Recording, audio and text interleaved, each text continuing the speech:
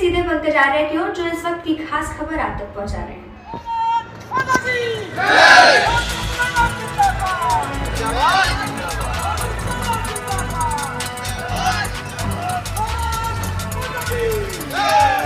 कल रात को जब पूरा भारत सो रहा था, आधी रात को झमाझम बारिश के बीच में 12 बजे तेज लहरों और हवाओं के बीच में हमारे देश के नौसैनिकों ने वो कारनामा कर दिखाया है जिसके लिए पूरा झारखंड 6 दिनों से इंतजार कर रहा था।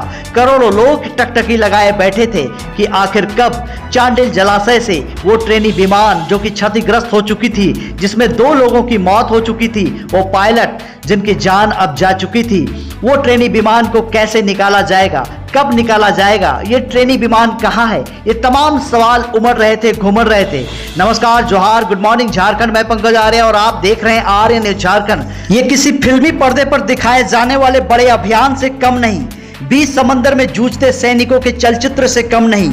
आपने टाइटैनिक फिल्म देखा होगा, किस तरह से एक डूबते जहाज में जुड़े लोगों के भावनाओं का चित्रण किया गया है। मंगलवार का वो काला दिन याद कीजिए जब सोनारी एयरपोर्ट से अल्केमिस्ट एविएशन के 2 सीटर वाली ट्रेनी विमान उड़ती है और चांडिल डैम में कलाबाजियां करते हुए तीसरी प्रयास में डूब जाती है।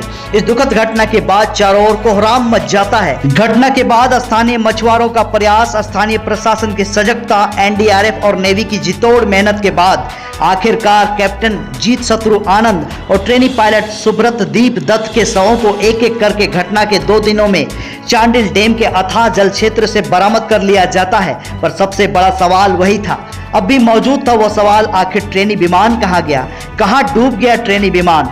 बस यहीं से शुरू होती है एक बड़ा अभियान, एक बड़ी चुनौती, और इस चुनौती को स्वीकार कर भारतीय नौसेना 22,000 हेक्टेयर में फैले चांडिल डैम के अथाह जल सागर में उतरती है। मंगलवार से रोज घंटों मेहनत, लगातार निराशा हाथ लगती है, पर उम्मीद की किरण अब भी बाकी थी और आखिरकार भारतीय नौसेना को रविवार को सफलता अर्जित होती है।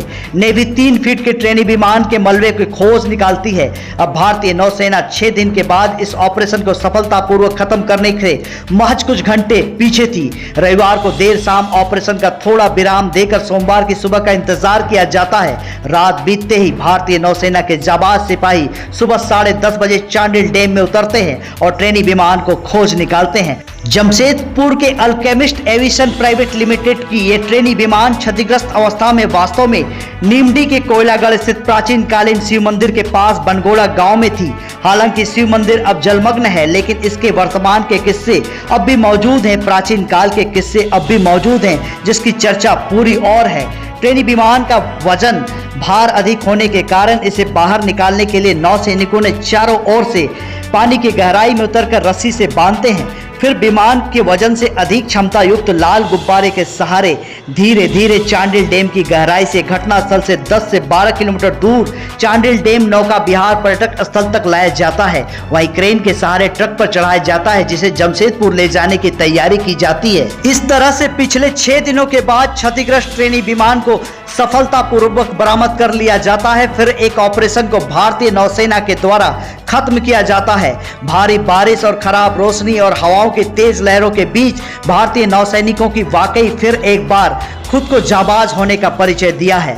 आर्य न्यूज झारखंड की इस खास खबर के माध्यम से हम सब नेवी की टेक्निकल टीम, कर्मचारी, अधिकारी और सैनिकों को, एनडीआरएफ के तमाम अधिकारी कर्मचारी, चांडिल जलाशय के मछुआरों, स्थानीय प्रशासन के तमाम अधिकारियों कर्मचारियों को ट्रेनी विमान सर्च ऑपरेशन की इस कामयाबी के लिए सैल्यूट करते हैं, सलाम करते हैं। जय हिंद।